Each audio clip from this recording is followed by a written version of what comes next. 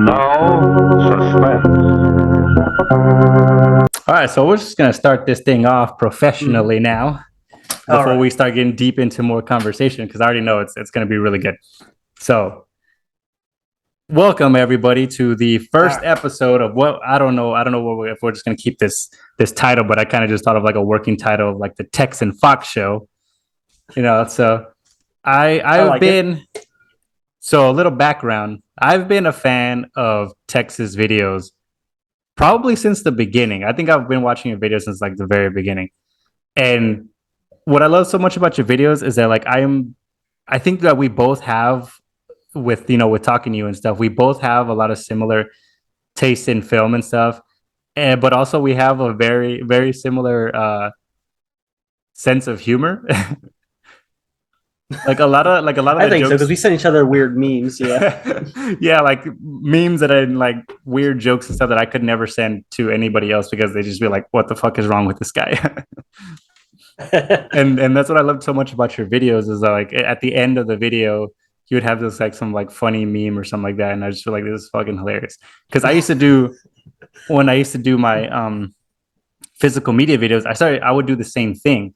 And this is before I saw your videos. I would do the same thing, and I would just put like some like stupid dub that I made. I would make them. I would make like I'd think of like I'd hear an audio, and I'd be like, "That's hilarious," and then I'd sync it to something else that was totally different, and I would just stick those at the end of the videos because that's what I used to do back in the day. Is I would just like make voiceover videos or just like sync different audio and visual that has no business being together, but when you put it together, it's fucking hilarious.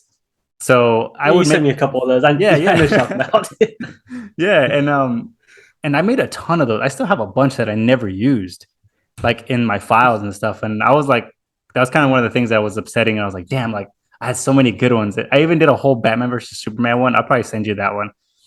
I did like a whole bunch of scenes from Batman versus Superman that I mixed with audio from the Friday movies, and it came out Really? hilarious. Yeah, that sounds amazing. Yeah, I'll send it to you. I was gonna upload it, but I just never did because I was like, this is like way too niche. Like everyone's seen Batman vs Superman, but nobody's seen Friday. Not a lot of people have seen Friday, so I just didn't think a lot of people would get it. So I was like, whatever. So I just like scrapped the whole thing. Maybe one day I'll release it if enough people like ask about it, but for now I'm just like whatever about it. I'm gonna spread the word. I want to see that. Yeah, although I think what makes those funnier is is if you don't understand like where the quote's coming from. Like there's this channel I watch, they take anime scenes and they take skits and movie quotes and they kind of mix them together to create like this really dumb stuff. And like I don't understand where half of the references are, the videos come from. I still kind of think it's hilarious because it's for the whole like, where did this audio come from? Makes it like even funnier. Yeah, so that's probably I'll send it to you and then maybe I'll like upload it. But I started doing that and then I'd put them at the end of my videos because I was like, whatever I'm talking about has nothing to do with this. So I'll just like throw it at the end of the video, it's like kind of like an end credit scene, just in case if people are actually watching towards the end of the video, because you always think like, do people even watch this shit all the way through? So as a test, I would put those stupid videos at the end of the video, and then people would comment like, "Oh, yeah, I saw that video." So it's like, oh, okay, cool. So you're actually watching. That's fun. But yeah. And I started watching. I think it was like one of the very first videos you did about like It's always been like I think I was scrolling through videos talking about like the Snyder Cut and stuff because I've been super heavy into the Snyder Cut since I first watched Justice League in theaters, and I remember leaving out of there like that was not what it was supposed to be, and I know it. That movie was so bizarre. I watched the same thing. I saw like opening night. I'm like, what the fuck was that? Yeah, it's like you try to convince yourself to like it, because like it's it's Justice League. I like Zack Snyder, but like, what was that? For sure. And then I remember, I think I posted something either to like Twitter or Instagram. I think I had Twitter at the time, and like tagged Warner Brothers. Like, what the fuck was that, Warner Brothers? Like, I need the actual I need the real Justice League like right now. I have to try to find that like post because that would mean that I was on top of that shit like from day one. One of the first ones, yeah. Yeah, because I was like, no, this is not it. I didn't get into the Snyder Cut movement until like I think when they had that big event in 2019. Because like I always heard rumblings and rumors about it, but like I didn't go on Reddit. I just use like I didn't use Instagram. I barely used Twitter at the time, so I didn't know about it until like 2019 when they had the big event and actually got everyone's attention. That's when I started like actually going like, oh, there are people who actively follow this because I always thought it was like a niche thing, Where it's like you would see an article about it like every couple months or so. It's like Zack Snyder shares new image not from the movie, and then I'm like, oh, that's cool. And I didn't know this many people followed it, Yeah. So that's when I started covering it in 2020, just because I was like, well, I want to get into this now. Now that I know there's other people who are following it too.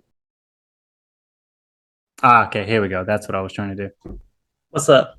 Do the split screen. So you're on one end and I'm on the other. Oh, okay. There you go.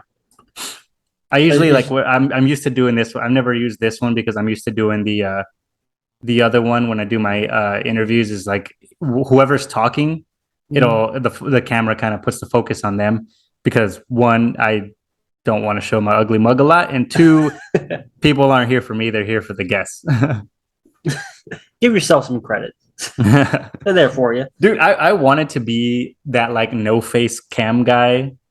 Like I really wanted. That's why I did a lot of my videos with like commentary or whatever because I wanted to just be like I didn't want to show my face at all. That it's just too much work. I don't want to have to set up the camera and do all that crap. I'm just fucking lazy.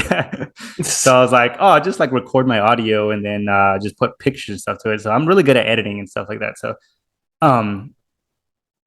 but I did one video on my birthday. I did like a birthday haul where I just like showed off a bunch of shit that I bought, and like everyone was like, "Oh, you should show your face more." And I was like, "Damn it!" People like the face cam stuff more just because it feels more personal. I guess that's because they see the person behind the camera. Yeah. But same thing. I don't like doing face cam either because I don't like setting it up. And then also, whenever I do a video, I legit do this. I have a script on my phone. I lay it down.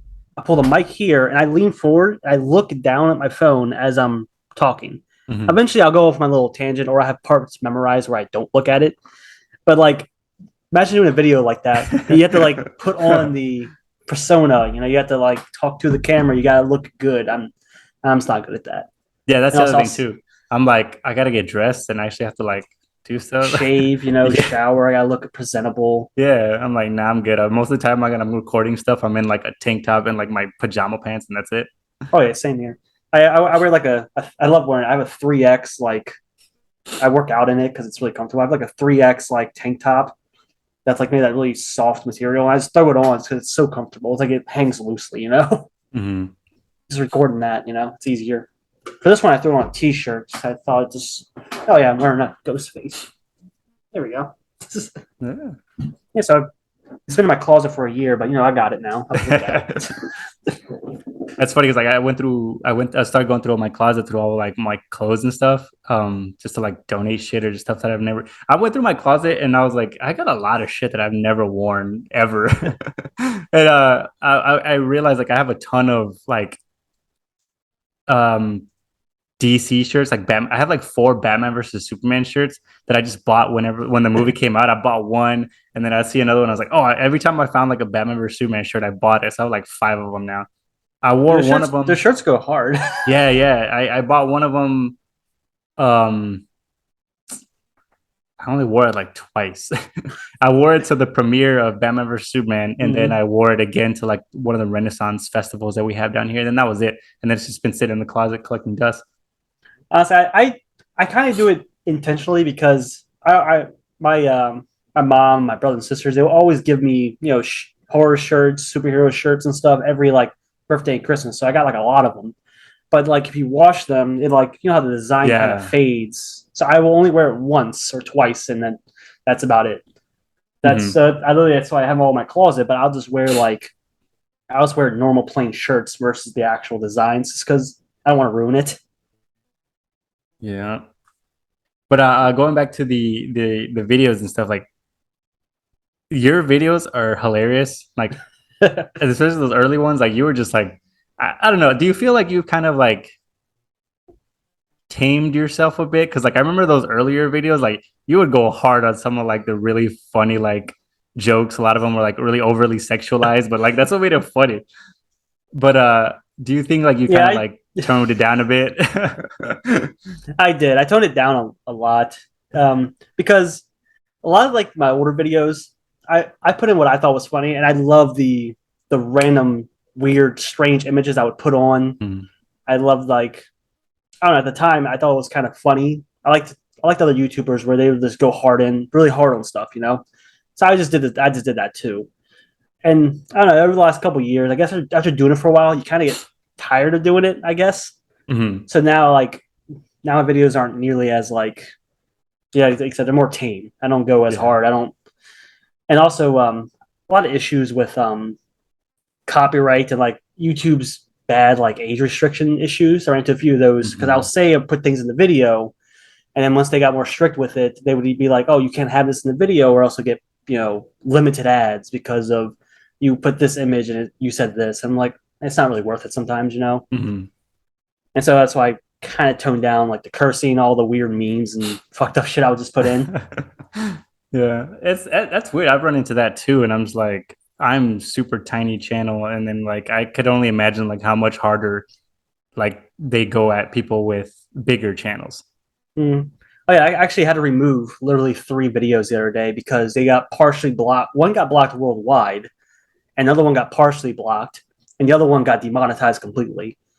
And they're like these are old videos too. Like it was my two videos I did on Spiral when that movie came out. I did like a trailer video, then I did the review. The trailer video got blocked, and the other one got partially blocked, I think, or one of them did. Either way, I had to get rid of them because like now no one can watch the damn things. And then I did a video on 300 like 2 years ago. That one got demonetized completely. So I just took that one down because I planned to like redo several aspects about it anyway at some point. So I figured I might as well just take it down anyway. No one can really watch it. It's demonetized. It hasn't gotten views in like 7-8 months anyway. So I might as well take it down and just redo it in the future. A more clear, cohesive version of it. But yeah, YouTube they don't care. They don't go after anyone for anything. It's annoying. Yeah, I've been seeing a lot of like I don't know if you follow like different like gaming channels and stuff like that. Like I watch a lot of different videos. I think that's why like I can't like why I go through so many transitions and stuff is because I have so many hobbies that I like to talk about, and I don't like to just restrict myself to one thing, which is why, like I said, I wanted to start up this thing so we could just talk about like me and you have different hobbies outside of watching movies.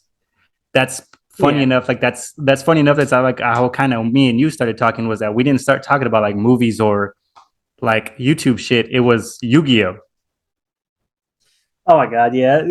I remember that. I still got the box in here. I had to give some of it away. But like, yeah, we would always talk about the newest releases or like random memes we sent to each other. Yeah, and I was like, I just thought that was hilarious. I was like, like we started talking about like Yu-Gi-Oh shit first, and then like after that we started talking about like movies and stuff. Yeah, you shared a meme I think you shared a meme on your account. And I'm like, oh, that's funny. I'll send you a meme that I saw of Yu-Gi-Oh, and we just started talking about it. Yeah, that surprised me because I'm just like, this dude's into Yu-Gi-Oh. That's kind of all right. Like, I don't know why I didn't think you would be, because that's how I kind of started talking to a few guys in like gaming in the gaming realm, kind of bigger channels and stuff, and I just didn't really think that they were into that. They're just all of a sudden were like, oh hey yeah, like I'm into Yu-Gi-Oh, and I'm like, what the fuck, okay. But it just goes to show that like like everybody, even though you have like one particular niche of video you might do or whatever, like people have so many hobbies outside of that. Oh yeah, like because of course, me myself, like aside from watching movies, like I ride a motorcycle, so I'm like really into motorcycles. I'm into skateboarding. What like my whole life, before having kids and stuff and settling down, like I can't skate for shit now because I'm super out of shape. But but like before I would just skate all day every day. That was like literally like the only thing I did. And then like I've always been into Yu-Gi-Oh, always been to like nerdy shit.